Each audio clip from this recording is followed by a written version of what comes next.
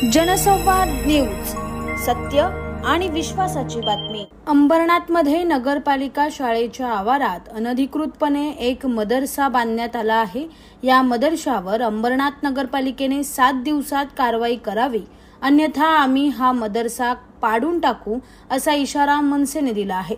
अंबरनाथ नगरपालिकेच्या समोरच पालिकेची लोकल बोर्ड शाळा आहे। या शाळेची नवीन इमारत बांधण्याचं काम सध्या प्रगतीपथावर आहे। या नव्या इमारतीच्या बाजूलाच पालिकेच्या जागेत अनधिकृतपणे एक मदरसा उभारण्यात आला आहे।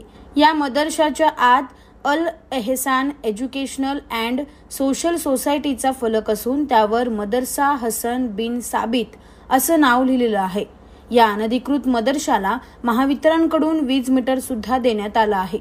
या मदरशावर कारवाई करण्याबाबत मनसे विभाग अध्यक्ष विशाल गायकवाड यांनी 31 जानेवारी रोजी पालिकेला पत्र दिलं होतं। यानंतर मनसे शहराध्यक्ष कुणाल भोईर, माजी नगरसेवक स्वप्नील बागुल यांनी स्वतः अंबरनाथ नगरपालिकेचे उपमुख्याधिकारी, मुख्याधिकारी आणि प्रशासक यांची भेट घेत या अनधिकृत मदरशावर कारवाई करण्याची मागणी केली होती।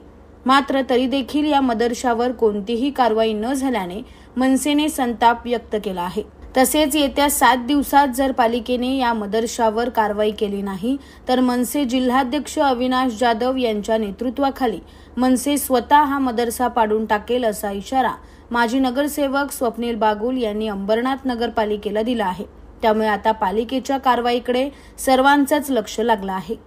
अंबरनाथ नगर परिषद आणि अंबरनाथ पोलीस स्टेशन यांच्या अगदी 100 ते 200 मीटर अंतरावरती एक अनधिकृत बांधकाम चालू आहे आणि अंबरनाथ नगर परिषदेच्या लोकल बोर्ड शाळेच्या या परिसरात जे शाळेचं बांधकाम सुरू आहे त्याच्या आवारात हे सुरू आहे। ते अनधिकृत बांधकाम मदरसा असल्याची चर्चा आहे। आम्ही स्वतः उपमुख्याधिकारी यांच्याशी बोललो, मुख्याधिकारी अभिषेक पराडकर यांच्याशी बोललो, प्रशांत रसाळे साहेब यांच्याशी देखील बोललो, पण आज मी देखील त्या बांधकामावरती कारवाई केलेली नाही। म्हणजे या मागे प्रशासन कोणाला पाठीशी घालते हे कळायला मार्ग नाहीये।